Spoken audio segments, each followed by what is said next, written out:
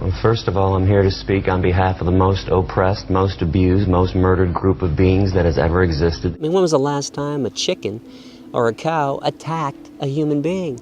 How about never? A pig, a turkey, never. We're the ones that attack them. Cows have harmed nobody. Chickens have harmed nobody. We are murdering innocent beings. We send them to slaughterhouses. They know what's going on. They're aware. They're conscious. They smell death and fear and blood in the air. We cut them up into pieces. The animals are not willing participants. We're teaching them that it's okay to disregard animal life, that human life is more sacred than animals, when every creature on this planet values their life just like humans value their life. We all suffer in the same way. We all feel pain in the same way. A knife in my throat is just as painful and harmful as a knife in a cow's throat, in a chicken's throat. Because people don't realize how much they're harming animals in their daily lives. Most people I know aren't evil people, but most people don't realize their daily choices support evil. So if you put a knife in my hand when I was growing up, even though I ate meat, said, "Hey Gary, go kill that cow," Billy, you must be crazy. I'm not sticking that knife in somebody else's throat. So we pay other people to do it. So I want to reach those people that are passively evil, that passively take part in this, and that's the masses. So I'm just pointing this out to everybody, because people don't realize how much they're harming animals in their daily lives. So as I point out, the steak, the hamburger, the chicken sandwich that you're eating, the schnitzel, okay, these pieces of meat came off the bodies of living animals who didn't want to be murdered, who didn't want to suffer and die, who didn't want to be tormented. It is the most profitable business on this planet since the beginning of time, animal slavery. Nothing comes close. Not cars, not gasoline, not oil, not computers. Nothing compares to the amount of money being made off the backs of animals, literally. I want to show people what's going on, because if you watch the news, if you watch TV, the advertisements are happy cows. So I went to a slaughterhouse on my own to see what was going on. I heard their screams. I smelled death in the air. One of the most disgusting things, to smell fear and death. Why don't they show you slaughterhouses and say, hey, this is where your hamburger comes from. This is where your chicken nuggets come from. They intentionally lie to you. I don't lie.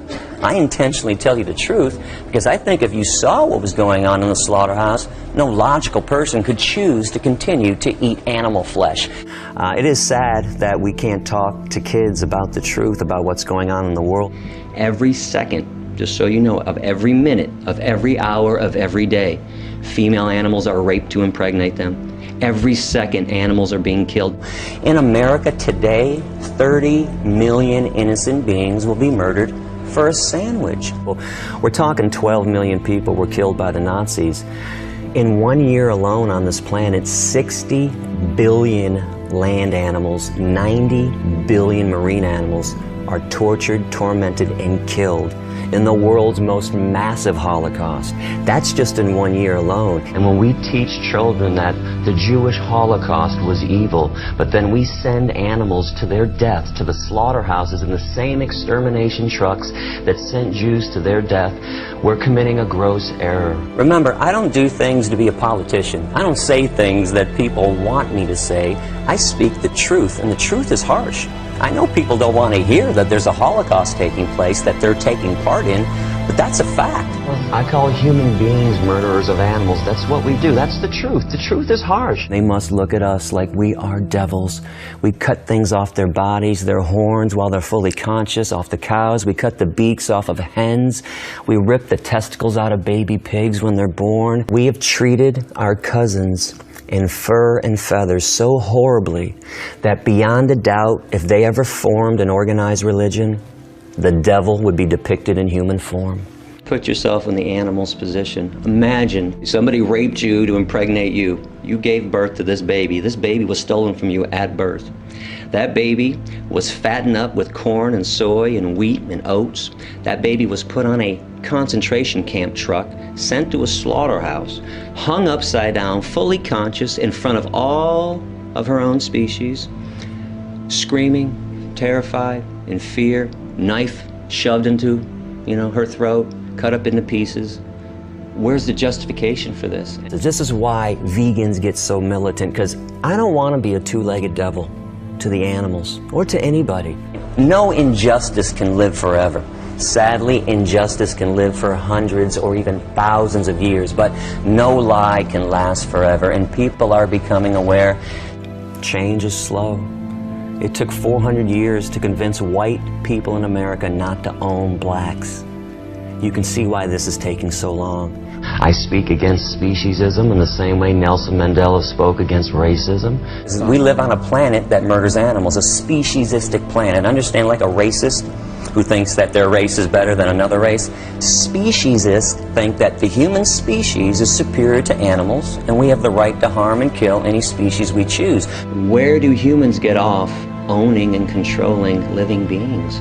Do you know that if you took humans off this planet, the extinction of humans would benefit everything that exists, the animals, the forest, the air, the water, the mountains? If the bees disappear, everything falls apart. This is how special and valuable bees are to the world. The issue is we just need to change the way we view animals. We have to realize humans aren't the only beings on this planet, and we're not more important than animals. Because this is the first form of the hatred humans are taught. Racism, sexism, anti-Semitism, heterosexism, these are branches of hatred. The root is speciesism. When you're a kid growing up, you're taught, hey, be nice to the dog, be nice to the cat. But that cow, that chicken, yeah, he doesn't count. Just kill them, screw them. Be nice to the horse. Be upset when somebody poaches a rhino. Be upset if somebody cuts the fins off of a shark. Hey, but that turkey, kill him. It's Thanksgiving, it's a holiday. So the kid is confused growing up. So when we get down to talking about discrimination and why it's wrong, where it comes from, it all stems from that somebody looks and acts differently than you.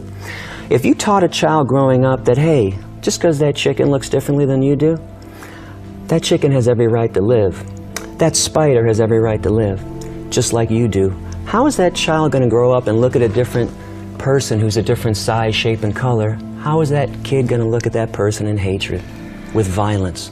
Speciesism, by eradicating that, we can bring peace to this planet. You said my steak. I'm very big on language. That steak was never yours. Okay, that steak is a euphemism, by the way. That's cow flesh. That flesh belonged to another living being. So we always want to say leather when it's cow skin. Even the terms bacon. What's bacon? You mean pig flesh? 75% of the animals on this planet are herbivores. Of course. But why do we try to justify human behavior based on lion behavior or shark behavior? Notice you have clothes on. And I notice that you have a cell phone and you have a computer. It is unfair to pick one thing that lions do that you want to mimic when you don't want to mimic anything else they do. You notice that convenient argument? We just want to do what the lions do when they eat antelope. You put a 2-year-old child in a crib with a bunny rabbit and an apple? Let me know when the child eats the bunny rabbit and plays with the apple. We are purely herbivorous. We have no carnivorous or omnivorous instincts whatsoever. It's an unfair comparison. You're not a lion. And just so you know, lions are carnivores. Humans are not. We are herbivores, 100% up and down, physiologically. If your jaw moves from side to side in a grinding motion and you chew, you're 100% herbivore. If you were a meat eater like a lion, your jaw would only go like this, up and down, rip and swallow. If you sweat through your pores to cool yourself, you're herbivore. See, the problem that I have is when people lie about why they harm animals, that animals don't think, that they can't feel, that they're not smart, that I need my protein, that we can do it in a humane way. See, we can't throw this word humane out there when we're talking about rape, torture, and murder.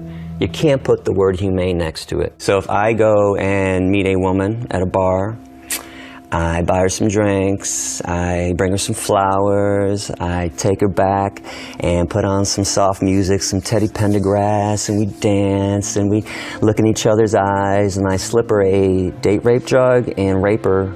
Is that humane? Why not? She didn't feel a thing.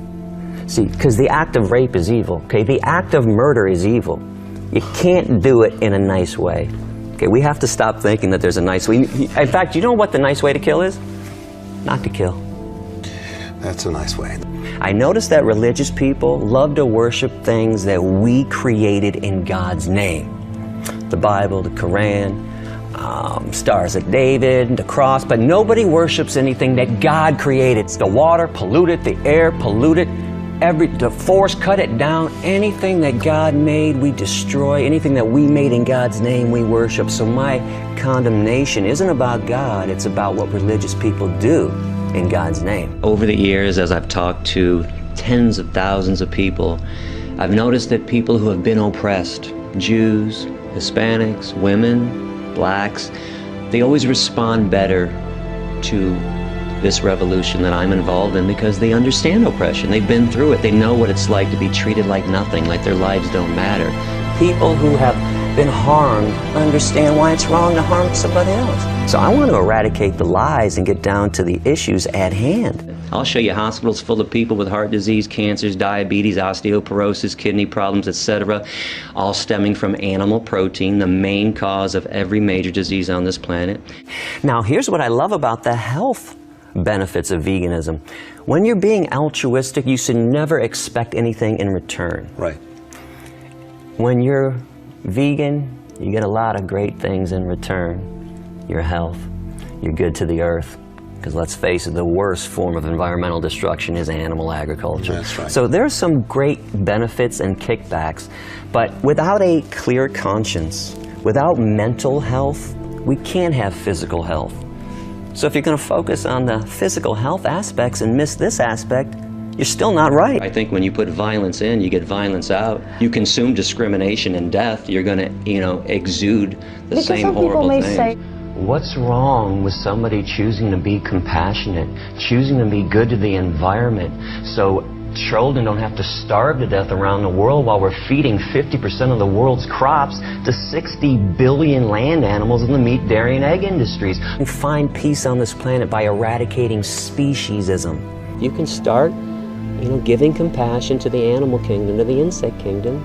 Then you start living peacefully with the planet and with each other. And peace begins at the dinner table. Because we claim to be moral beings. We claim to know right from wrong. We claim to be compassionate. And as long as humans make these claims, I'm going to be in everyone's face and say, you can't do it halfway.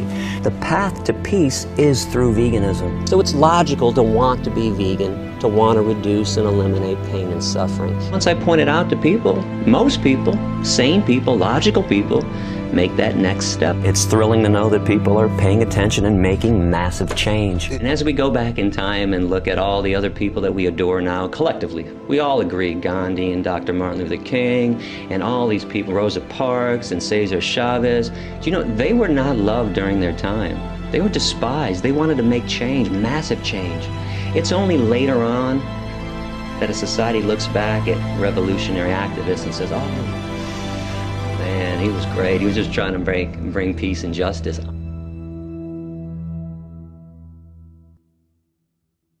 This stuff has to stop.